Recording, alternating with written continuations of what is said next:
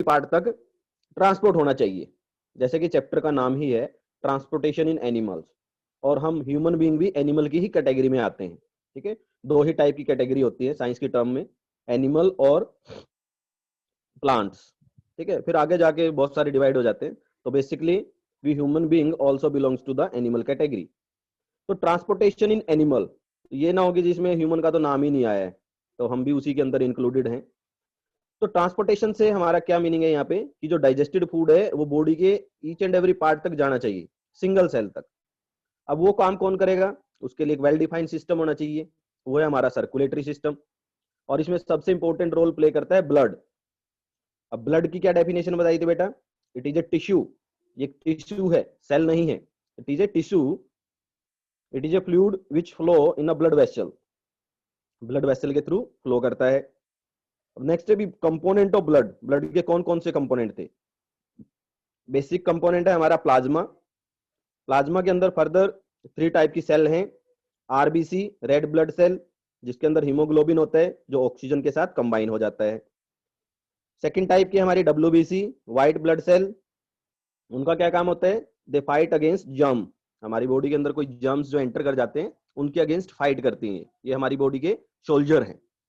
Next है platelets, कि अगर कोई इंजरी हो जाती है या बॉडी पे कट लग जाता है, ब्लड फ्लो करना स्टार्ट कर देता है, उस ब्लड फ्लो को रोकने का काम कौन करेगा, प्लेटलेट्स। कैसे, फ्लोटिंग कर देगा, वहां पे वो जमाव सा हो जाएगा जिससे ब्लड रुक जाएगा। तो ये 3 टाइप्स की सेल थी हमारी, जिसको हम कंपोनेंट ऑफ ब्लड कहेंगे। नेक्स्ट है blood vessel, blood vessels are also of 3 types, arteries, vein, capillaries. Artery में कौन सा ब्लड फ्लो करता है, ऑक्सीजन रिच, और इसकी मूवमेंट होती है, जैसे कि ये डायग्राम मैंने स्क्रीन पे इसलिए रखा हुआ है कि हार्ट से एरो देखो, आर्टरी से पूरे बॉडी में ब्लड जाएगा, तो वो होगा oxygen rich blood. When, when में होता है कार्बन डाइऑक्साइड रिच ब्लड, जो बॉडी के सेल ने जो carbon dioxide rich blood generate किया है उसी को दोबारा कहां पे भेजने का काम करेंगी, वेन, हार्ट में, हार्ट की तरफ जाएगा। तो कार्बन डाइऑक्साइड रिच ब्लड होता है वेन में, और इनकी मूवमेंट कहां से होती है, from all body part to the heart, to the heart, heart की तरफ। नेक्स्ट है हमारी कैपिलरीज। अब वेन और आर्टरी तो ब्लड को लेके जाएंगी डिफरेंट डिफरेंट बॉडी पार्ट तक, लेकिन हमारे जो बॉडी पार्ट है वो टिश्यू, और टिश्यू फर्दर डिवाइड होती है सेल, सेल से मिलकर बना हुआ है। अब टिश्यू और सेल तक ब्लड कैसे जाए, वो कौन से ब्लड वेसल काम करेंगे, कैपिलरीज। आर्टरी और वेन फर्दर डिवाइड हो जाती हैं बिल्कुल थिन ट्यूब में, एक्सट्रीमली थिन ट्यूब जिसके अंदर से ब्लड फ्लो करेगा, उन एक्सट्रीमली थिन ट्यूब को हम कहेंगे कैपिलरीज। ठीक है बेटा। नेक्स्ट हमने पढ़ा पल्स, जो थ्रोबिंग मूवमेंट है ब्लड की हमारी आर्टरी के अंदर, उसको हम क्या कहेंगे, पल्स। और number of beat per minute, उसको हम क्या कहेंगे, पल्स रेट। तो ये टॉपिक बेटा हम डिस्कस कर चुके हैं। तो चलिए आज का टॉपिक स्टार्ट करते हैं। Today's topic is heart and excretion in animal. तो आज हम हार्ट के बारे में पढ़ेंगे और एक्सक्रीटरी सिस्टम के बारे में पढ़ेंगे, जो एनिमल यानी ह्यूमन बीइंग के अंदर भी होता है। तो चलिए आज का टॉपिक स्टार्ट करते हैं। तो today's topic is heart. What is heart? The heart is an organ which beat continuously to act as a pump for the transport of blood, which carries other substances with it. तो जो heart है वो continuously beat करता रहता है from the birth till death. ठीक है, तो कंटिन्यूसली, हम तो रेस्ट भी कर लेते हैं, कहते जी हम थक गए हैं थोड़ी देर के लिए रेस्ट कर ले, हमारा हार्ट जो कभी रेस्ट नहीं करता, कंटिन्यूसली चलता है। ऐसा एक पंप है। पंप कैसा होता है, जैसे हमारा पानी वाला मोटर पंप होता है ना, ग्राउंड फ्लोर से फर्स्ट फ्लोर पे अगर हम पानी पहुंचाना है तो एक मोटर पंप लगाना पड़ेगा। तो वो क्या करता है, वो जो वाटर है उसको एक प्रेशर लगा के उसको अपवर्ड मूवमेंट देता है, ताकि वो first floor, second floor, third floor इस तरह से मूव कर सके, प्रेशर लगाता है। ऐसा ही हमारा हार्ट है, बॉडी के अंदर ब्लड तो है, जब वो हार्ट में आता है तो हार्ट उसको पंप करता है, प्रेशर लगाता है, ताकि वो हर ईच एंड एवरी पार्ट तक पहुंच सके, सिंगल सेल तक पहुंच सके। ये काम होता है हार्ट का। और ब्लड को, क्योंकि ये क्या करता है, पंप करता है, और ब्लड के अंदर ही क्या होते हैं, जितने भी हमारे न्यूट्रिएंट्स हैं, एब्जॉर्ब मटेरियल, वो सारे के सारे किस में ऐड हो जाते हैं, वो ब्लड में होते हैं। और ब्लड को ही हर एक बॉडी के पार्ट तक पहुंचना होता है, और वो पहुंचाने का काम कौन करता है? हार्ट। तो heart act as a pump. Imagine a pump working for year without stopping, absolutely impossible. अगर हम किसी एक ऐसी मोटर पंप की बात करें तो वो इम्पॉसिबल है, बट हार्ट ऐसा करता है। Yet our heart work like a pump non stop, non stop काम करता रहता है। तो let us now learn about the heart. Heart is located in the chest cavity with its lower tip slightly tilted towards the left. तो अब अपनी जो hand है, राइट हैंड, उसको बिल्कुल आप सेंटर में रखिएगा, बिल्कुल सेंटर में, ठीक है। और उसका जो लोअर एंड है उसको थोड़ा सा लेफ्ट की तरफ झुका दीजिएगा। हम कहते हैं ना हार्ट जो लेफ्ट की तरफ है, बिल्कुल भी नहीं होता, हार्ट हमारा सेंटर में ही है, बस वो थोड़ा सा झुका हुआ है लेफ्ट की तरफ, इतना फर्क है। अदरवाइज हमारी जो चेस्ट कैविटी है इसके बिल्कुल सेंटर में हार्ट होता है, थोड़ा सा लेफ्ट साइड की तरफ झुक जाता है, टिल्टेड, टिल्टेड मीन झुका हुआ, स्लाइटली टिल्टेड। तो ये लोकेशन होती है हार्ट की। तो हार्ट कहाँ पे है बेटा?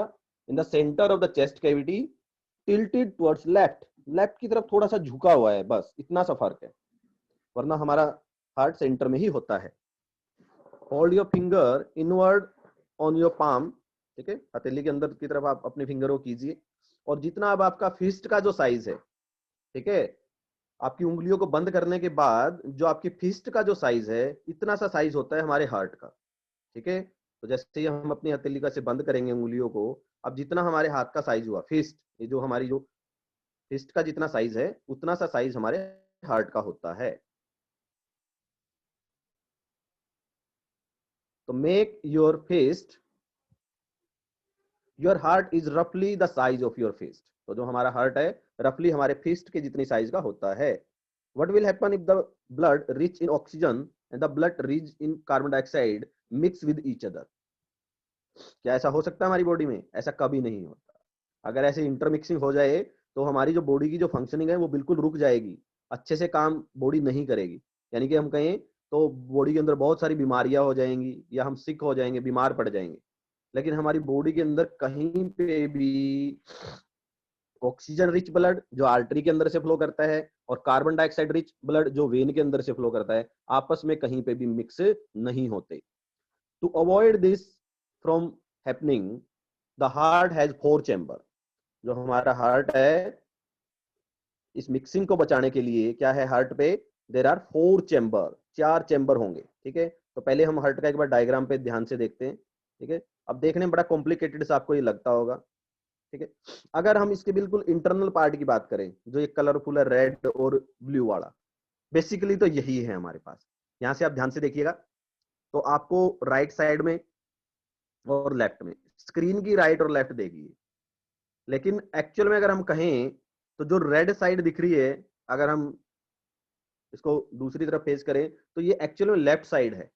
जैसे मिरर के सामने नहीं खड़े होते हैं, इंटरचेंज हो जाती है साइड, तो ये रेड वाली है हमारे हार्ट की लेफ्ट साइड। स्क्रीन पे आपको राइट साइड दिखती होगी, बट एक्चुअल में लेफ्ट है। अगर हम इसको ऐसे घुमाएं, इसको आप ये मान लें कि आप एक मिरर के सामने खड़े हैं, तो मिरर के सामने हमारी साइड चेंज हो जाती है, लेफ्ट वाली राइट हो जाती है, राइट वाली लेफ्ट। ऐसा ही अब यहाँ पे है। तो हार्ट में जितना भी आपको ये रेड वाला कॉर्नर दिख रहा है, ये एक्चुअल में हमारा लेफ्ट है, और जो ब्लू वाला दिख रहा है ये एक्चुअल में हमारा राइट है, ठीक है। तो ये जो इस पर लिखे हुए हैं इन पे भी आपने ध्यान देना है। तो मैं मेन पार्ट की मैं बात करता हूँ। तो हमारे पास कितने चैम्बर हैं? देयर आर 4 चैम्बर, 4, इस तरह से मान सकते हैं आप कि 4 पार्ट में डिवाइड है हमारा heart. 2 upper chamber, 2 lower chamber. जो 2 अपर वाले पार्ट हैं उनको हम कहेंगे the 2 upper chamber are called atria, ठीक है। सिंगुलर होता है एट्रियम, एट्रियम का जो प्लूरल है ना वो एट्रिया है, एट्रिया, ठीक है। ये आर्टरी नहीं है, एट्रिया, आर्टरी अलग थी, that is atria.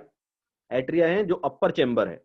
And the 2 lower chamber are called ventricles, 2 lower chamber are called ventricles. तो ये इस तरह से 4 पार्ट में डिवाइडेड होता है हमारा heart. 2 upper chamber, 2 lower chamber. 2 upper chamber are called atria. तो ये यहाँ से इंपॉर्टेंट टर्म भी आपकी चली हुई है बेटा, कि what is atria? The 2 upper chamber of the heart is called atria, and the 2 lower chamber are called ventricles. अब इनके बीच में देखिए आप ध्यान से, एक पार्टीशन है, ठीक है। यही वो पार्टीशन है जो इंटरमिक्सिंग को नहीं होने देता, किसकी? ब्लड की। तो मैं एक बार कोशिश करता हूं ऑटोमेशन से कि अगर दोबारा से दिखा पाऊं।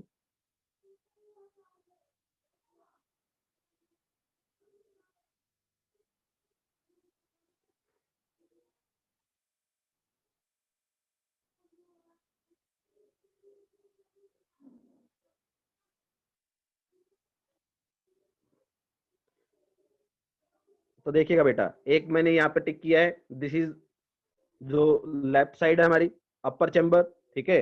दूसरा अपर चैम्बर ये है, आप स्क्रीन पे देख पा रहे हो, दो टिक मैंने किए हैं। ये है हमारे 2 अपर चैम्बर, और 2 लोअर चैम्बर कौन से हैं, जहां पे मैंने एल लिखा है, ठीक है। जहां पे मैंने एल लिखा है, these are the 2 lower chamber, ठीक है। तो 2 अपर चैम्बर हैं, और बीच में देख, और 2 लोअर चैम्बर हमारे पास हैं। तो ये क्या हुए हमारे, 2 अपर चैम्बर को हम क्या कह रहे हैं, एट्रिया, 2 लोअर चैम्बर को क्या कह रहे हैं हम, ventricle. These are the 2 upper chamber and 2 lower chamber. अब इनके बीच में यहाँ पे इंटरमिक्सिंग नहीं होगी, बिल्कुल यहां से जो मैंने लाइन ड्रॉ की है। तो this is the partition line. अब इसको हम पार्टीशन लाइन बोल सकते हैं कि जो इंटरमिक्सिंग नहीं होने देगी किसकी, ऑक्सीजन रिच ब्लड, जो रेड ब्लड आपको दिख रहे हैं, और जो ब्लू ब्लड है वो कैसा है, कार्बन डाइऑक्साइड रिच ब्लड। इनको, ये पार्टीशन है जो कभी भी मिक्स नहीं होने देगा हार्ट के अंदर, ठीक है। The partition between the chamber help to avoid mixing up of the blood rich in oxygen with the blood rich in carbon dioxide. यही वो पार्टीशन है जो इंटरमिक्सिंग को अवॉइड करके रखेगी। अदरवाइज वेन और आर्टरी के अंदर तो अलग अलग, एक अलग अलग तरह के पाइप है, वहां तो इंटरमिक्सिंग का कोई काम ही नहीं है। अगर इंटरमिक्सिंग हो सकती थी तो वो हार्ट के अंदर हो सकती थी, क्योंकि हार्ट के अंदर ही कार्बन डाइऑक्साइड वाला ब्लड आके मिलता है, और हार्ट में क्या होता है, ऑक्सीजन रिच ब्लड आके मिलता है। लेकिन यहाँ पे हमारे हार्ट में बिल्कुल जैसे हम घर के अंदर कोई पार्टीशन डालना है तो दीवार खींच देते हैं, ये उसी तरह की दीवार है। किस किस के बीच में, ऑक्सीजन रिच ब्लड और कार्बन डाइऑक्साइड रिच ब्लड के अंदर एक दीवार बिल्कुल खींची हुई है, ठीक है, जो इंटरमिक्सिंग को नहीं होने देती। किस किस के बीच में, ऑक्सीजन रिच ब्लड और कार्बन डाइऑक्साइड रिच ब्लड में। बस ये मेन काम रहता है, ठीक है। तो ये हमारे हार्ट पे थे बेटा।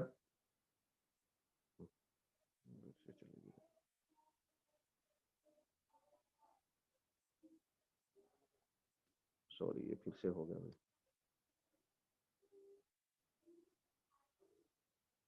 ठीक है, this is the heart, human heart. तो ये हमारे पार्टीशन रहेंगे।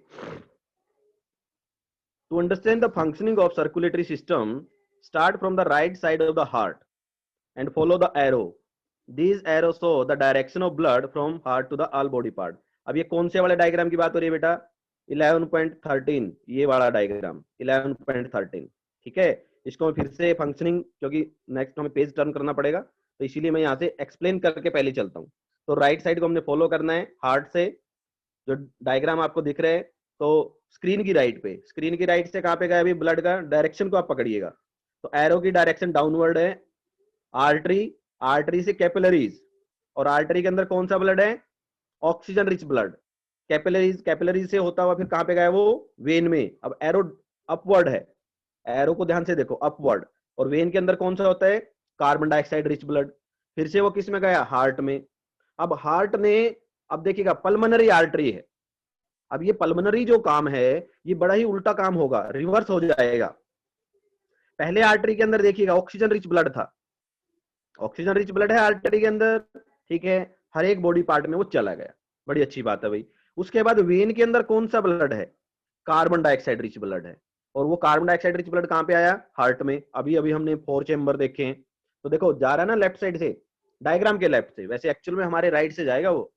ये बड़ी डिफिकल्टी है भाई, ऐसे मतलब स्क्रीन पे और एक्चुअल में इसमें बड़ा डिफरेंस है, तो आप कंफ्यूज मत होना, कोशिश करना समझने की कि जो स्क्रीन का राइट लेफ्ट हमें दिख रहा है वो एक्चुअल में हमारा राइट है, हमारी बॉडी का वो राइट है। तो हार्ट में एंटर करेगा कौन सा, कार्बन डाइऑक्साइड रिच ब्लड। अब देखो उसी साइड से पल्मोनरी आर्टरी ने उसको लंग्स में भेज दिया है, और पल्मोनरी आर्टरी में अब जो राइट साइड हमने पढ़ा है स्क्रीन पे, वहां पे कौन सा ब्लड था, ब्लू, ब्लू कॉर्नर आपको दिख रहा है, तो ब्लू में है कार्बन डाइऑक्साइड रिच ब्लड। अब ये पल्मोनरी आर्टरी उस कार्बन डाइऑक्साइड वाले ब्लड को लंग्स में लेके जा रही है, और हमें पता है रेस्पिरेटरी वाले चैप्टर में हमने पढ़ा था, लंग्स उसी ब्लड को अब प्यूरिफाई कर देगा, उसमें से कार्बन डाइऑक्साइड को निकाल देगा और ऑक्सीजन उसके अंदर मिक्स कर देगा। ये काम लंग्स में होने वाला है, तो इसलिए डायग्राम को बड़ा सिंपल रखा गया है यहाँ पे। तो फिर से चलते हैं, वेन ने क्या काम किया, कार्बन डाइऑक्साइड वाले ब्लड को हार्ट में पहुंचा दिया, और उसी साइड से हार्ट ने पल्मोनरी आर्टरी के थ्रू लंग्स में भेज दिया। यहां तक बिल्कुल क्लियर है। अच्छी बात है भाई। अब देखिए यहाँ पे दो कंफ्यूजन क्रिएट हो सकती है कि जी एक तो कह रहे हैं आर्टरी के अंदर ऑक्सीजन रिच ब्लड होता है, अब पल्मोनरी नाम आ गया तो इसमें कार्बन डाइऑक्साइड वाली बात कर रहे हो, ये क्या बात हुई? ऐसा ही है बेटा, आप डायरेक्शन देखिए। आर्टरी उस ब्लड वेसल को कहा जाता है जो हार्ट से अवे लेके जाती है ब्लड को। अब आर्टरी अवे लेके जा रही है, यहाँ पे भी हार्ट से अवे कहाँ पे जा रहा है? लंग्स में, तो इसलिए नाम तो इसका आर्टरी ही रखेंगे हम, बट पल्मोनरी वर्ड इसके साथ अटैच कर दिया। जहां पे पल्मोनरी वर्ड आता है वो मेन जो काम होता है उसका रिवर्स करेगा। अब आर्टरी के अंदर क्या था? ऑक्सीजन रिच ब्लड, लेकिन पल्मोनरी आर्टरी में कौन सा है? Carbon dioxide rich blood. यहीं से क्वेश्चन बनता है कि which type of blood flow through pulmonary artery. अब बच्चे क्या करते हैं, आर्टरी आर्टरी से याद रखते हैं कि ऑक्सीजन रिच ब्लड सर ने बताया है तो ऑक्सीजन वाला ही लिख दे। नहीं, पल्मोनरी में अपने एक्चुअल नेम का रिवर्स काम करेंगे। तो पल्मोनरी आर्टरी में कैसा हुआ? Carbon dioxide rich blood. अब वो चला गया लंग्स के अंदर, लंग्स ने कर दी उसकी प्यूरिफिकेशन और कार्बन डाइऑक्साइड को निकाल दिया, ऑक्सीजन उसमें ऐड कर दिया। अब दूसरा है पल्मोनरी वेन। पल्मोनरी वेन का एरो देखिए बेटा, एरो डाउनवर्ड है, तो लंग्स से कहां पे जा रहा है? वो हार्ट के अंदर जा रहा है, हार्ट में। और हार्ट में अब देखिएगा कौन सा ब्लड गया? Oxygen rich blood. तो अभी थोड़ी देर पहले मैंने जो डायग्राम दिखाया था, उस डायग्राम की राइट साइड में पूरा ब्लड कैसा था? रेड वाला था कि नहीं था? Oxygen rich blood. और फिर वही ऑक्सीजन रिच ब्लड आर्टरी उठाएगी और आर्टरी पूरी बॉडी में उसको भेज देगी। अब दूसरा क्वेश्चन यहाँ पे वही कंफ्यूजन कि अभी तो वेन के अंदर हम क्या कह रहे थे? कार्बन डाइऑक्साइड रिच ब्लड, और पल्मोनरी वेन में ऑक्सीजन रिच ब्लड, ये क्या बात हो रही है? बिल्कुल वही है यहाँ पे भी रीजन, क्योंकि देखिए लंग्स से टुवर्ड्स द हार्ट है, और जो डायरेक्शन टुवर्ड्स द हार्ट लेके जाएगी ब्लड वेसल, उसी को हम क्या कहेंगे? वेन कहेंगे, वेन। अब हार्ट की तरफ ब्लड जा रहा है, इसीलिए इस ब्लड वेसल को वेन तो कहना ही है, वेन तो ये रहेगी। लेकिन इसके अंदर ऑक्सीजन रिच ब्लड है, ऑक्सीजन वाला ब्लड है, इसीलिए नाम क्या रख देंगे? पल्मोनरी। तो इसने भी अपने वेन का रिवर्स किया कि नहीं किया? सिंपल वेन के अंदर तो कार्बन डाइऑक्साइड वाला ब्लड है, पल्मोनरी वेन में कौन सा हुआ? Oxygen rich blood. तो फिर से क्वेश्चन बन जाता है which type of blood flow through pulmonary vein. Pulmonary vein में कंफ्यूज नहीं होना बेटा, वेन के अंदर carbon dioxide rich blood, pulmonary vein के अंदर ऑक्सीजन रिच ब्लड, उसका रिवर्स कर देंगे, उल्टा कर देंगे। क्योंकि वेन तो हमको कहना ही पड़ेगा इसको, क्योंकि ये हार्ट की तरफ जा रही है, और जो ब्लड वेसल हार्ट की तरफ जाएंगे वो वेन होंगे, जो हार्ट से अवे जाएंगे वो रहेंगे आर्टरी। तो ये तो सिंपल डिजाइन हमने इसको कर दिया है। लेकिन पल्मोनरी के अंदर मेन जो नेमिंग है उसका रिवर्स काम होता है। फिर से मैं रिवाइज करता हूं, आर्टरी के अंदर ऑक्सीजन रिच ब्लड, क्योंकि वो अवे लेके जा रही है। पल्मोनरी आर्टरी के अंदर कार्बन डाइऑक्साइड रिच ब्लड, उसका रिवर्स हो गया। वेन के अंदर carbon dioxide rich blood, when के अंदर कार्बन डाइऑक्साइड रिच ब्लड, और पल्मोनरी वेन के अंदर ऑक्सीजन रिच ब्लड। तो ये डायग्राम 11.3 बहुत इंपॉर्टेंट बन जाता है बेटा, इसको कम से कम 3 या 4 टाइम्स प्रैक्टिस नोटबुक में और इंपॉर्टेंट टर्म के रूप में भी आपने फेयर नोटबुक में लिखना है। ठीक है जी, तो चलिए अब मेन टॉपिक पे चलते हैं। And back to the heart from where it is pump to the rest of the body. ठीक है, तो वापिस हार्ट में आता है और फिर से वो पंप हम उसको कर देते हैं। नेक्स्ट क्वेश्चन बना बेटा हमारा हार्ट बीट। ठीक है, अब ये 3 तरह के क्वेश्चन यहाँ पे आ चुके हैं। सबसे पहले आया था ब्रीदिंग रेट, ब्रीदिंग रेट के बाद आता पल्स रेट, अब पल्स रेट के बाद आता है हार्ट बीट। तो कंफ्यूजन बिल्कुल नहीं होनी है तीनों में। ब्रीदिंग रेट जो सांस लेने का जो रेट है, 1 मिनट के अंदर कितनी बार हम ब्रीद करते हैं। पल्स रेट 1 मिनट के अंदर आर्टरी के अंदर वो जो थ्रोबिंग साउंड होता है ब्लड का, वो कितनी बार होता है, नंबर ऑफ टाइम्स। अब heart beat, heart beat heart के नाम से ही है कि 1 मिनट के अंदर हार्ट कितने टाइम धड़कता है, कितने टाइम बीट करता है, that is the heart beat. तो ये तीनों डिफरेंट क्वेश्चन है, इंटरमिक्सिंग नहीं करनी है। Heart beat, the wall of the chamber of the heart are made up of muscles, muscle से बनी हुई है जो हमारे हार्ट की वॉल है, चेम्बर्स की, 4 चेम्बर की हमने बात की थी। The muscles contract and relax rhythmically, rhythm rhythm होता है ना, जैसे म्यूजिक में इंस्ट्रूमेंट बजाते हैं, बड़ी रिदम में इंस्ट्रूमेंट बजाते हैं, एक सुर ताल के साथ। तो ऐसा ही हमारा हार्ट है, वो भी एक सुर और ताल के साथ रेगुलरली एक बार कंट्रैक्ट करता है, एक बार रिलैक्स करता है। जो उसकी मसल्स है, एक बार कंट्रैक्ट करेंगी, एक बार रिलैक्स करेंगी। कंट्रैक्ट मतलब ऐसे सिकुड़ जाएंगी, और रिलैक्स मतलब ऐसे फैल जाएंगी। तो कंट्रैक्शन एंड रिलैक्सेशन, इस कंट्रैक्शन एंड रिलैक्सेशन को ही हम क्या कहेंगे, हार्ट बीट। हार्ट बीट, ठीक है। तो यहां से हार्ट बीट की आपकी डेफिनेशन बनेगी, the muscles contract and relax rhythmically, this rhythmic contraction followed by its relaxation constitute a heartbeat. So book के अंदर इसको अंडरलाइन आपने कर लेना है, what is the definition of heartbeat, the rhythmic contraction and relaxation of heart, ठीक है, muscles of heart is called heartbeat. कि जो हार्ट की जो मसल्स की जो रिदमिक कंट्रैक्शन और रिलैक्सेशन है उसी को हम क्या कहेंगे, heartbeat. Remember that heartbeat continue every moment of our life, हमारी जो लाइफ है थ्रू आउट हार्टबीट कंटिन्यूअसली चलती रहती है। If you place your hand on the left side of your chest you can feel your heartbeat, अपना right hand अपनी left side पे रखिएगा चेस्ट पे, तो आपको हार्टबीट फील आप कर सकते हैं। तो हमारी बॉडी के अंदर कल हमने पल्स रेट को चेक किया था, वो कहां से किया था, राइट हैंड की फर्स्ट 2 उंगलियां लेफ्ट हैंड की जो हमारी रिस्ट है वहां से हमने स्टार्ट किया था, तो वहां पे हमने कल पल्स रेट को फील किया, आर्टरी थी वहां पे। अब हम उसी राइट हैंड को अपनी लेफ्ट चेस्ट पे रखेंगे तो हमें साउंड सुनाई देगा, हम फील कर सकते हैं, उसको हम कहेंगे heart beat. The doctor feel your heart beat with the help of an instrument called stethoscope, ठीक है। अब डॉक्टर के पास जब जाते हैं तो देखो 11.5 एक इंस्ट्रूमेंट का डायग्राम यहाँ पे है, इसको हम कहते हैं स्टेथोस्कोप। तो इस स्टेथोस्कोप की हेल्प से डॉक्टर हमारी हार्ट बीट को सुनते हैं। स्टेथोस्कोप एक ऐसा इंस्ट्रूमेंट है जो हार्ट बीट को थोड़ा सा एम्पलीफाई कर देता है, यानी साउंड को बढ़ा देता है, ऐसा इंस्ट्रूमेंट आप कह सकते हैं, ताकि वो सुन सके, ठीक है। अब सुनने से क्या हमारा हार्ट कुछ मैसेज देता है उनको, यस, हमारा हार्ट हर टाइम कोई ना कोई मैसेज देगा, उसकी कंट्रैक्शन रिलैक्सेशन, हार्ट बीट बढ़ी हुई है या कम है या नॉर्मल है, तो वो डॉक्टरों ने स्टडी कर रखी होती है, वो उस हिसाब से उनको चेक करते हैं, ठीक है। तो जब भी हम डॉक्टर के पास जाते हैं तो डॉक्टर साहब सबसे पहले स्टेथोस्कोप से हमारे चेस्ट पे, बैक में जो कमर के आसपास वहां पे चेक करते हैं। तो वो एक्चुअली किस चीज को चेक कर रहे होते हैं, हार्ट बीट को। A doctor has the stethoscope as a device to amplify the sound of heart. Heart का साउंड का थोड़ा इंक्रीज हो जाता है स्टेथोस्कोप की हेल्प से। It consists of a chest piece that carries a sensitive diaphragm, ठीक है, डायफ्राम उस पे लगा हुआ है जो चेस्ट पे लगाना है, 2 ईयर पीस, 2 कानों में लगाने वाले, जैसे हम ईयरफोन लगाते हैं ना, इसी तरह से होता है, and a tube joining the part, और बीच में एक ट्यूब लगी है जो ईयर पीस को और चेस्ट पीस को कंबाइन करती है। तो अगर स्टेथोस्कोप के बारे में आपसे पूछा जाए तो यहां से आप दे सकते हो, तो क्या डेफिनेशन देंगे, stethoscope an instrument which is used to hear heart beat, और एक्सप्लेन करना हो तो ये फर्स्ट पैराग्राफ से कि क्या क्या उसमें है। It consist a chest piece that carry sensitive diaphragm, 2 ear piece and a tube joining the part. यहां तक इसकी मतलब कंस्ट्रक्शन के बारे में आप बता सकते हैं। तो that is the stethoscope. Heard by listening through the stethoscope. Let us construct a model of the stethoscope with the material that are available around you.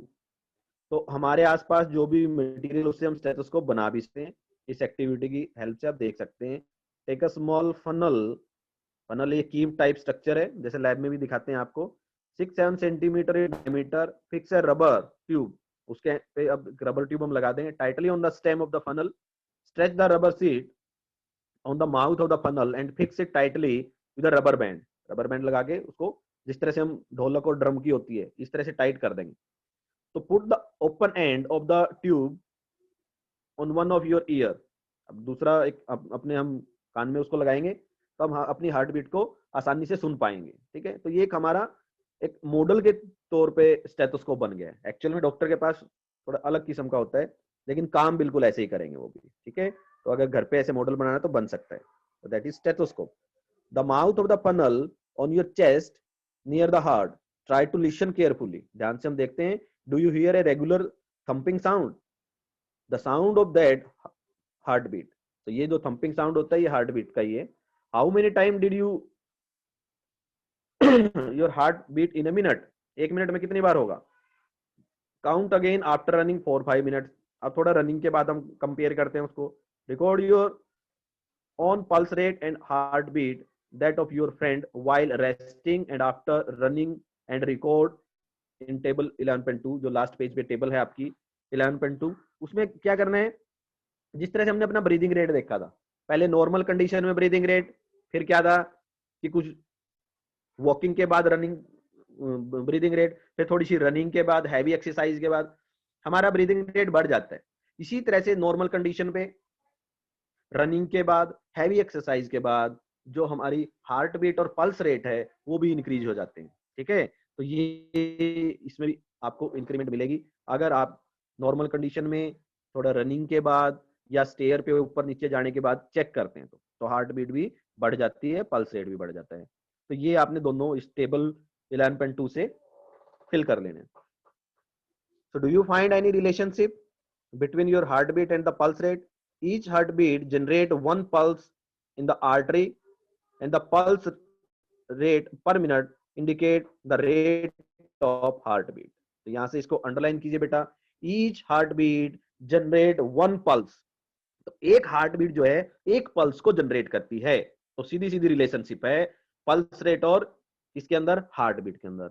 जब हमारी एक हार्ट बीट होगी तो एक पल्स आएगा हमारा, one pulse in one heartbeat. एक heartbeat is equal to one heartbeat is equal to one pulse rate. तो सीधी सीधी रिलेशनशिप है, हार्ट बीट बढ़ेगी तो पल्स रेट भी बढ़ेगा। ठीक है, हार्ट बीट कम होगी तो पल्स रेट भी कम होगा। ये बिल्कुल डायरेक्ट रिलेशनशिप है दोनों में, ब्रीदिंग रेट से इसका कोई लेना देना नहीं है। ठीक है, तो हमारा क्या है, पल्स रेट और हार्ट बीट में डायरेक्ट रिलेशनशिप है। And the pulse rate per minute, pulse rate per minute, एक मिनट के अंदर जितना पल्स रेट है indicate the rate of heart beat, उसी से हमारे पास रेट ऑफ हार्ट बीट आएगी। The rhythmic beating of the various chamber of the heart maintains circulation of the blood and transport of the substance to the different part of the body. यही जो rhythmic contraction relaxation है, rhythmic beating है, जिसको हमने heart beat का नाम दिया है, ये क्या करती है, जो हमारे फोर चेंबर है उसके अंदर ब्लड को लेके और ट्रांसपोर्ट करती है उन सब्सटेंस को different part of the body, body के डिफरेंट पार्ट तक। Bujo wondered if sponges and the hydra also have blood. Animals such as sponges and hydra do not possess any circulatory system. क्या उनके अंदर भी heart होगा?